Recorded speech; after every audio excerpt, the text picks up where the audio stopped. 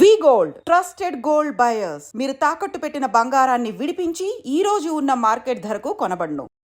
నమస్తే, welcome to I dream. నేను మీ Jhansi.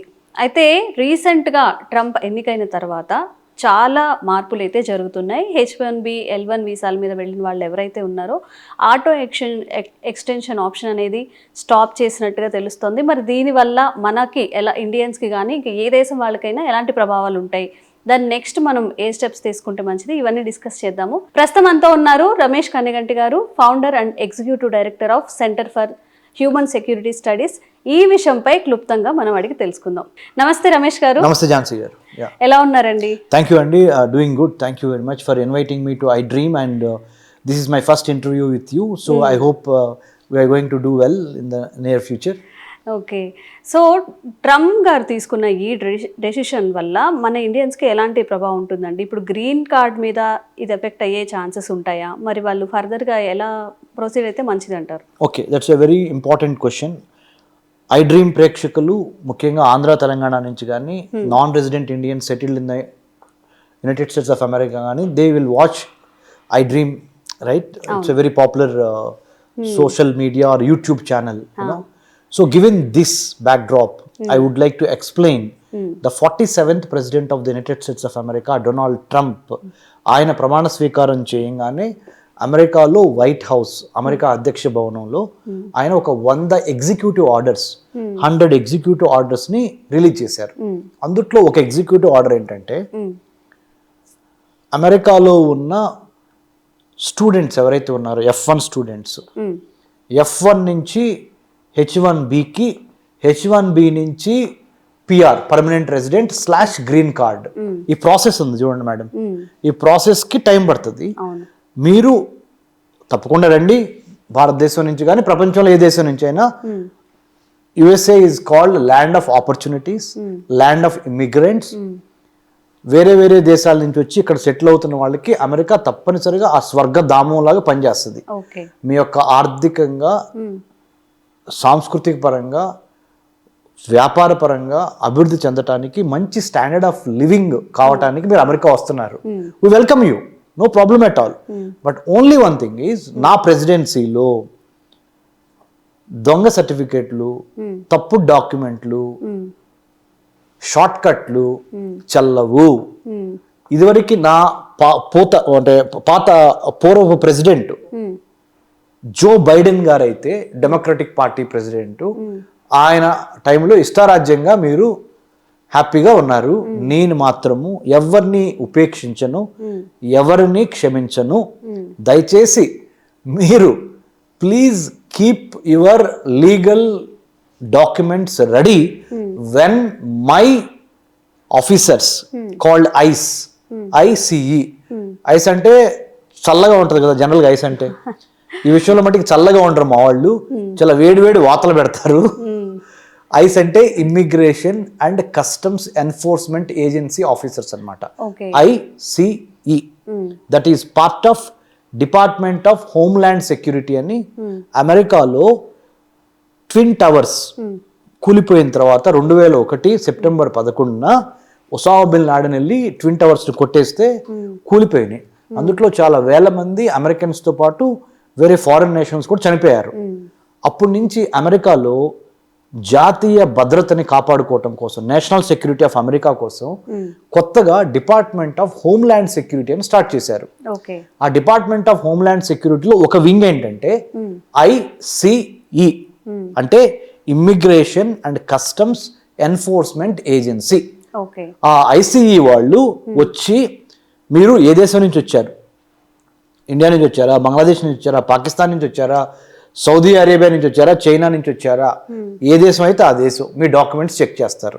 Number 1, మీకు సంబంధించిన డాక్యుమెంట్స్ అన్నీ ఫేకా, దొంగ సర్టిఫికెట్లు పెట్టేమన్నా వచ్చారా, లేదా పాస్పోర్ట్ పరిమితి అయిపోయిన తర్వాత కూడా మా అమెరికాలో ఉంటున్నారా, వీసా పరిమితి అయిపోయిన తర్వాత కూడా మా అమెరికాలో తలదాచుకుంటున్నారా, ఒక పని చేద్దామని చెప్పొచ్చి ఇంకో పని చేస్తున్నారా ఇక్కడ?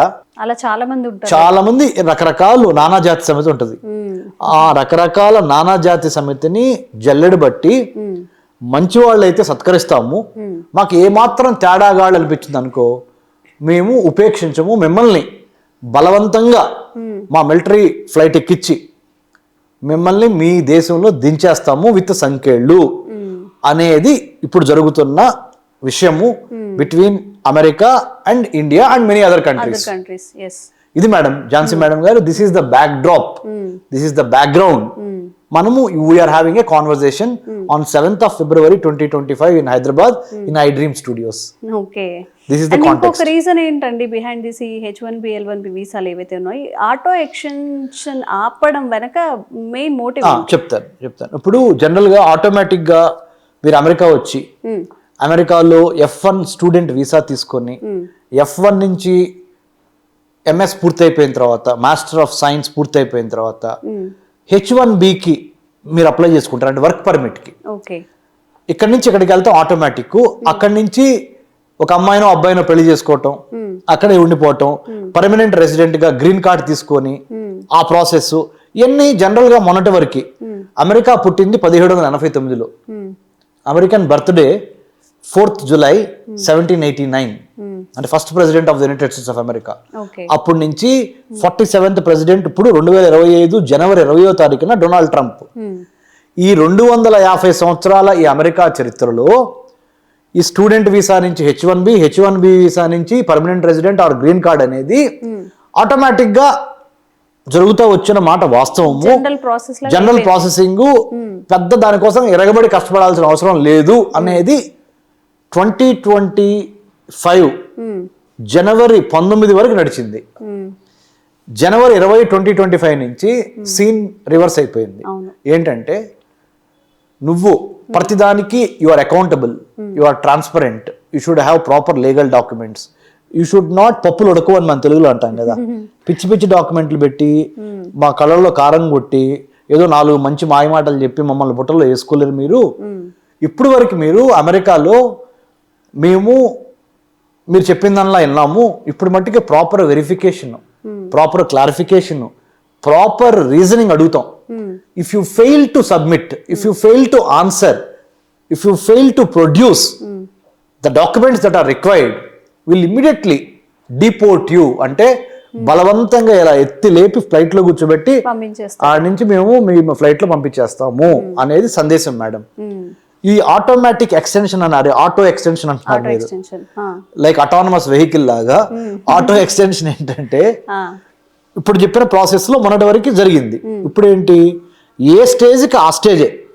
నువ్వు F1 స్టూడెంట్ వీసా తీసుకొని వచ్చావు అమెరికా, ఫస్ట్ ఆ పని నువ్వు స్టూడెంట్ వీసా మీద అమెరికా వచ్చి నేను పార్ట్ టైం జాబ్ చేస్తాను, క్యాంపస్ బయటకెళ్ళి పని చేస్తాను, డిపార్ట్మెంట్ స్టోర్ లో పని చేస్తాను, గ్యాస్ స్టేషన్ లో పని చేస్తాను, వేరే వేరే పనులు చేస్తానంటే కుదరదు. నువ్వు ఏ పని మీద వచ్చావు ఆ పని చేయి. ఆ పని అయిన తర్వాత నీకు ఏమైనా టైం మిగిలింది అనుకో, ఆ టైంలో రూల్స్ ప్రకారం నడుచుకో. పార్ట్ టైం ఏదైనా చేసుకోవాలంటే రూల్స్ ప్రకారం, అమెరికా గైడ్ లైన్స్ ప్రకారం నడుచుకో. అంటే 2 ఉంటాయి మేడం. ఒకటేమో కంపల్సరీ ప్రాక్టికల్ ట్రైనింగ్, లేదా క్లాస్ రూమ్ ప్రాక్టికల్ ట్రైనింగ్ అనుకోండి, లేదా కంపల్సరీ ప్రాక్టికల్ ట్రైనింగ్ అనుకోండి. ఇంకోటేమో OPT, ఆప్షనల్ ప్రాక్టికల్ ట్రైనింగ్.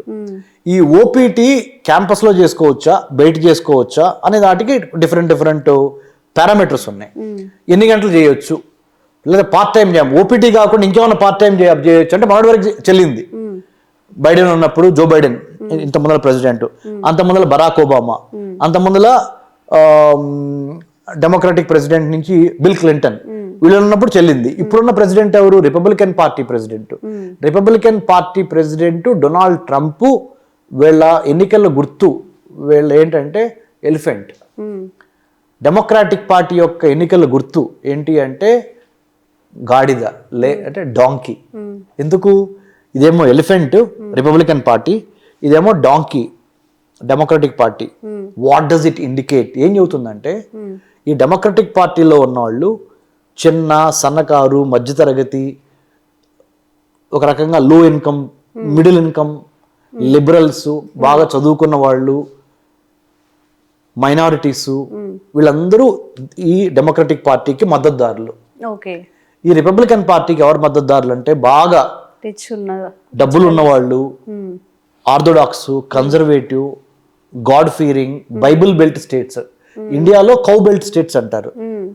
అంటే ఉత్తరప్రదేశ్, బీహారు, నార్త్ ఇండియాలో కొన్ని ఏరియాస్, అట్లానే అమెరికాలో టెక్సస్, అలబామా, తర్వాత అట్లాంటా, ఇలా కొన్ని స్టేట్స్ బైబిల్ బెల్ట్ స్టేట్స్ అంటారు. అంటే Jesus Christ is the only, అంటే God and we're everything to Jesus Christ అన్న దాంతో కొంత కన్జర్వేటివ్ ఆర్థోడాక్స్ క్రిస్టియన్స్ ఉంటారు. Anglo Saxon white race, white supremacy, plus big business houses like Elon Musk, Bill Gates, Mark Zuckerberg, తర్వాత మన Amazon, తర్వాత ఇంకా other companies. ఈ కంపెనీస్ ఏవైతే ఉన్నాయో వీళ్ళు బాగా డబ్బులున్న వాళ్ళు, ఇన్ఫ్లుయెన్సర్స్, వీళ్ళందరూ రిపబ్లికన్ పార్టీకి సంబంధించిన వాళ్ళు, అంటే ఎక్కువ మంది. ఇక్కడ కన్జర్వేటివ్, ఇక్కడ లిబరల్ పార్టీ అంటే డెమోక్రటిక్ పార్టీ. ఇదేమో బ్లూ కాలర్ వర్కర్స్ ఎక్కువ ఉన్నారు, ఇక్కడేమో బాగా డబ్బులు ఉన్న వాళ్ళు ఉన్నారు. ఇప్పుడు ట్రంప్ ఎక్కడి నుంచి వచ్చాడు? Business man, rich powerful business man. ఆయన ఆలోచనలు, ఆయన పని విధానము, ఆయన మైండ్ సెట్ వీళ్ళకి దగ్గరగా ఉంటది. ఏది రిపబ్లికన్ పార్టీ దగ్గరగా ఉంటది. ఈ డెమోక్రాట్స్ కి అసలు పడదు ఈయనంటే. లెస్బియన్, గే, బైసెక్షువల్, ట్రాన్స్జెండర్, వీళ్ళకి ఎటువంటి పరిస్థితుల్లో అబ్బాయి అమ్మాయి మాత్రమే పెళ్లి చేసుకోవాలి, కానీ అబ్బాయి పెళ్లి చేసుకోకూడదు, అమ్మాయి పెళ్లి చేసుకోకూడదు అనే చట్టం తీసుకొచ్చేసాడు మనోడు. అమెరికాలో ఓన్లీ 2 సెక్సులు మాత్రమే ఉండాలి, male or female, no transgender. మేము అసలు ఉపేక్షించము, ఒక తన్నుదంతాం అని డొనాల్డ్ ట్రంప్ అంటున్నాడు. అంత మొదలు డెమోక్రాట్స్ ఏంటి, ఎవరిష్టం వాళ్ళది, మీరు ఒక మానవుడు, మీరు అబ్బాయా అమ్మాయా, మీరు అబ్బాయి నుంచి అమ్మాయిగా మారుతారా, అమ్మాయి నుంచి అబ్బాయిగా మారుతారా, అది మీ ఇష్టం, మీ వ్యక్తిగత స్వేచ్ఛలోకి మేము రాము అనేది డెమోక్రాట్స్. చూసారు, ఇక్కడ 2 మైండ్ సెట్ల మధ్య జరిగే పోరాటంలో భాగంగా ఈసారి రిపబ్లికన్ పార్టీ డొనాల్డ్ ట్రంప్ గెలవటం జరిగింది. కాబట్టి ఆయన ప్రతి చర్య, ఆయన ప్రతి పాలసీ, ఆయన ప్రతి డెసిషను రిపబ్లికన్ పార్టీ ఐడియాలజీకి దగ్గరగా మాత్రమే ఉంటది, కానీ మీకు నాకు లేకపోతే వేరే వాళ్ళకి నచ్చే విధంగా నేను ప్రవర్తించను అనేది క్రిస్టల్ క్లియర్గా, నిర్మోహమాటంగా, నిర్భయంగా చెప్పి నువ్వేమనుకుంటావు నాకు సంబంధం లేదు, this is what I am. అంటే మన పుష్ప యాటిట్యూడ్ ఏంటి, తగ్గేదేలే అని ఇప్పుడు ట్రంప్ అంటున్నాడు. నా కాలు నా ఇష్టం, నా కంట్రీ, ఇష్టం ఉంటే ఉండు, కష్టం అయితే పో. This is the way that Donald Trump is trying to tell through his decisions. అయితే ముందు ఇంకా చాలా వినాల్సి వస్తుంది, చాలా చూడాల్సి వస్తుంది. మీకు కంటికి అంటే బాగోవు, వినటానికి కూడా వినసొంపుగా ఉండవు. So we have to be prepared. కాబట్టి నేనేం చెప్తున్నానంటే, ఐ డ్రీమ్ ద్వారా చాలా మంది ప్రేక్షకులకి, మన తెలుగు వాళ్ళకి, మీరు క్లారిటీ ఆఫ్ థాట్ ఉండాలి. అమెరికా ఎందుకు వెళ్దాం అనుకుంటున్నారు? సరదాగా పక్కన వాళ్ళు వెళ్ళారని వెళ్దాం అనుకుంటున్నారా, లేదా డబ్బులు సంపాదిద్దామని వెళ్దాం అనుకుంటున్నారా, లేదా నాలెడ్జ్ సంపాదిద్దామని వెళ్దాం అనుకుంటున్నారా, అన్ని కలగలిపి అద్భుతంగా మా లైఫ్ ఉంటుంది కాబట్టి అమెరికా వెళ్దాం అనుకుంటున్నారా, వెళ్ళండి, తప్పులేదు. కానీ what we're trying to tell the public is, your dreams are free but goals have a cost to pay. కలలు కంటూ హ్యాపీ కనండి, కానీ ఆ కలల్ని సాకారం చేసుకునే ట్రావెల్లో కెపాసిటీ ఉండాలి, అడాసిటీ ఉండాలి, సాక్రిఫైస్ ఉండాలి, పర్సివరెన్స్ అంటే పట్టుదల ఉండాలి, డిటర్మినేషన్ ఉండాలి. అన్నిటికీ మించి ఒక ఫారిన్ కంట్రీలో ఆ అడాప్టివ్ నేచర్ ఉండాలి, ఆ క్లైమేట్కి, ఆ కల్చర్కి. ఇన్ని తట్టుకొని నిలబడగలను అంటేనే వెళ్ళండి, ఇది ఒక ఎత్తు. రెండో స్టెప్ ఏంటి, 40 లక్షలు 50 లక్షలు లోన్లు తీసుకొని అమ్మా నాన్నలను ఇబ్బంది పెట్టి, ఇక్కడ మోర్టగేజ్ అంటే తాకట్టు పెట్టి లోన్లు తీసుకొని అక్కడ అమెరికా వెళ్ళి, అమెరికాలో ఎంఎస్ చేసిన తర్వాత జాబ్ గ్యారంటీ ఏమైనా ఉందా? లేదు. మరి అలాంటప్పుడు ఆ త్రిశంకు స్వర్గం అంటే డిలేమా లోకి మీరు వెళ్తా మీ పేరెంట్స్ని కూడా ఎందుకు తీసుకెళ్తున్నారు? తప్పు కదా. మరి దీనికి ప్రత్యామ్నాయం ఏంటి? Doctor Ramesh Kanneganti is not trying to advise the students who wants to go to USA not to go. I'm not saying don't go. What I'm trying to say is achieve a scholarship on your own merit by working hard. Go with a merit scholarship. Then there will be no pressure on your parents. There will be no pressure on you because you are getting stipend. You can send some money back home to your parents. అమ్మా నాన్న ఇవో నేను ఇవాళ నీకు $1000 పంపించా అంటే ఒక 80,000 85,000 you know చక్కగా యూనో పండగ చేసుకో ఏదైనా కొనుక్కోండి మీ ఇష్టం వచ్చినట్టు అనే ఒక హ్యాపీగా అలాంటి సీన్ ని మనం క్రియేట్ చేయగలిగిన సత్తా ఒక గవర్నమెంట్ స్కాలర్షిప్ ఉంది. లేకపోతే ఏమవుతుంది, ఇండియా నుంచి తల్లిదండ్రులు నెలకు 65,000 75,000 ఇల్లు పంపించాల్సి వస్తుంది. That is putting lot of pressure. So this is the way that I would like to advise through iDream. Use government scholarship. United States India education foundation ఉంది, అబ్దుల్ కలాం ఫెలోషిప్ ఉంది between India and United States, Nehru fellowship ఉంది, Hubert Humphrey fellowship ఉంది, IVLP fellowship ఉంది. Post doctorate కి 1 year academic కి junior Fulbright ఉంది, senior Fulbright ఉంది. ఇన్ని స్కాలర్షిప్స్ ఉన్నాయి కదా, వీటిని ఎక్స్ప్లోర్ చేసి వీటిని గెలుచుకోండి. If you need any help, centre for human security studies as a research think tank working on internal security foreign affairs of India with a not for profit non political non-governmental think tank, we are ready to help students who wants to study abroad on merit scholarships. This is the thing that I would like to tell the viewers. నిజంగా అందరికీ America వెళ్ళడం అనేది ఒక కళ ఉంటుంది. ఇక్కడ అక్కడ job చేయాలని కానీ, చదువుకోవాలి కానీ, ఎంఎస్ చేయాలి, ఎంఎస్ చేసి రిటర్న్ చేస్తే మంచి లైవ్లీహుడ్ ఉంటుంది, లగ్జరియస్ లైఫ్ ఉంటుంది అనుకుంటారు. కానీ ఇప్పటి వరకు ఒక లెక్క, ఇంకా ముందు ఒక లెక్క ఉండబోతుంది. కాబట్టి లైఫ్ ని రిస్క్ చేసి వెళ్ళొద్దు, ఇక్కడ అప్పులు చేసేసి వెళ్ళొద్దు. మనలో స్టఫ్డ్ క్యాండిడేట్స్ ఎవరైతే ఉన్నారో వాళ్ళు వెళ్తే బెటర్ అని చెప్తున్నారు. కంటెంట్ ఇంటెంట్ బాగుంటే ఆటోమేటిక్ గా పిక్చర్ బాగుంటుంది. ఓకే, నిజంగా ఈ ప్రికాషన్స్ అన్ని తీసుకొని వెళ్తే బెటర్ సార్. నిజంగా అక్కడికి వెళ్ళాక మేము చదువుకోవడానికి వచ్చాము, ఇప్పుడు జాబ్ చేస్తామంటే ఒప్పుకునే సిచ్యువేషన్ లేదు కాబట్టి అన్నిటికీ ప్రిపేర్డ్గా ఉండాలి. Thank you sir. Thank you Jhansi గారు. జై హింద్.